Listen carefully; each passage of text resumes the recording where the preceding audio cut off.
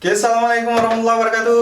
Jumpa lagi teman-teman, analis syariah. Jadi pada kesempatan kali ini kita akan menyinggung sedikit soal afiliator trader yang lagi marak saat ini. Jadi seperti apa ulasannya? Ini kita akan menggunakan, kita akan merujuk pada salah satu dalil dalam Al-Quran dan bagaimana menyikapi persoalan-persoalan seperti ini. Oke, seperti apa ulasannya? Ikuti terus videonya.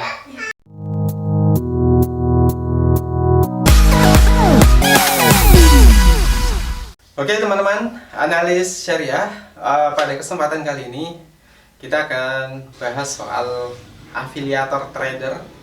Jadi teman-teman, ini banyak sekali yang muncul persoalan saat ini, di mana orang-orang yang punya akun dengan follower jutaan itu menjadi afiliator trader, yang faktanya yang kita temukan saat ini banyak dari mereka yang sebenarnya apa yang dipamerkan dari penghasilannya itu bukan real yang sebenarnya.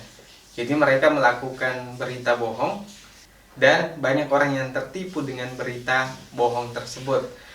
Nah, untuk mengulas ini kita akan bacakan salah satu dalil dalam Al-Quran, yaitu dalam surah An-Nur ayat 11 yang redaksinya sebagai berikut. Dan barang siapa di antara mereka yang mengambil bagian terbesar dari dosa berita bohong tersebut, maka dia akan mendapat azab yang besar pula. Jadi itu tadi penggalan dari salah satu ayat dalam Al-Quran, yaitu dalam surah An-Nur ayat 11. Karena ayat ini sebenarnya menyangkut juga berita bohong yang pernah terjadi di zaman Nabi, lalu kemudian turunlah ayat ini. Nah teman-teman, berita bohong sebenarnya kalau kita mau kategorikan, ada berita yang memang real betul dan disampaikan oleh orang-orang yang kompeten, misalnya pembawa berita. Nah itu boleh kita terima. Tapi apapun berita itu teman-teman, entah itu dari afiliator trader, entah itu dari pembawa berita, maka Islam sendiri sudah mengajarkan bahwa inja'akum fasikum binaba'in fatabayyanu. Jadi Al-Quran mengajarkan bahwa berita, kalau ada yang sampai kepadamu yaitu berita dari orang-orang fasik, maka fatabayyanu, kata Islam, maka lakukan tabayun. Jadi teman-teman lakukan cross check dulu, cek dulu apakah berita tersebut betul adanya. Jadi saya mau menyampaikan soal trading dulu. Jadi teman-teman, kalau kita bicara soal trading, jadi trading itu sebenarnya banyak pemahaman yang berbeda soal itu. Tapi saya sampaikan bahwa trading itu boleh sepanjang yang ditradingkan itu benar. Jadi investasi yang benar ditradingkan itu boleh. Tapi teman-teman, kalau misalnya ada yang main binary option di binomo misalnya, maka saya katakan entah itu beritanya betul atau tidak, sebagai seorang muslim maka hindari bermain option. Karena teman-teman harus tahu bahwa binary option itu sudah bulat seluruh ulama itu haram, karena itu adalah bentuknya judi. Jadi kenapa diharamkan? Karena kita bisa menjual sesuatu yang belum kita miliki, sedangkan dalam hadis sudah jelas aturannya, jangan menjual barang yang belum kamu miliki atau sesuatu yang belum kamu miliki. Jadi kalau beritanya itu bohong atau tidak, kalau bahasnya binary option, maka hindari. Nah, terkait dengan forex, saya pernah bahas hukum forex teman-teman.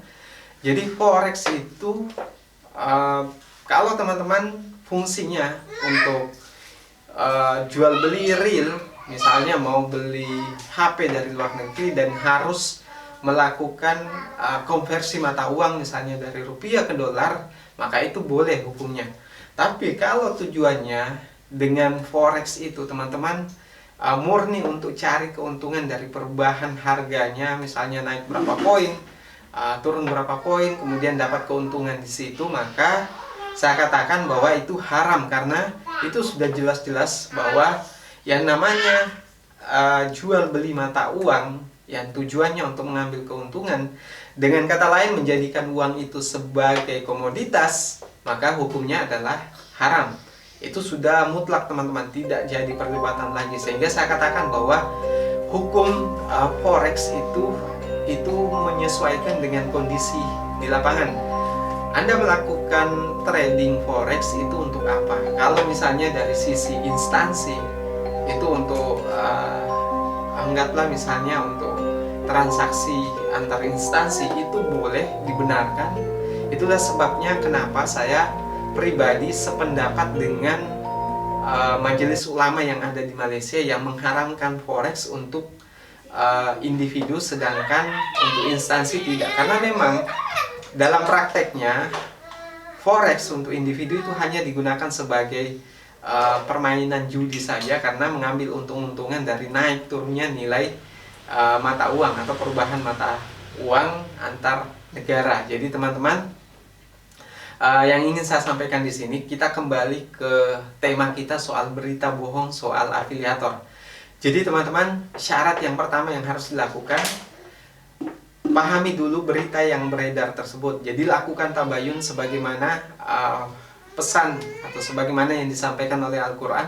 Lakukan tabayun, cek siapa yang menyebar berita tersebut dan berita apa yang disebar dan sumbernya dari mana. Teman-teman harus cross check sedetail mungkin, karena jangan sampai melakukan suatu bisnis yang sebenarnya itu haram, tapi kita lakukan sepanjang tahun dan sepanjang hidup kita. Dan apa kata Ali bin Abi Thalib radhiyallahu anhu, bahwa kalau orang melakukan bisnis tidak paham soal muamalah atau aturan berbisnis dalam Islam, maka semakin hari dia akan terjerumus dalam praktek riba tersebut, praktek judi tersebut, yang nantinya di akhirat nanti itu akan menjadi beban baginya, karena itu akan menjadi dosa yang besar baginya.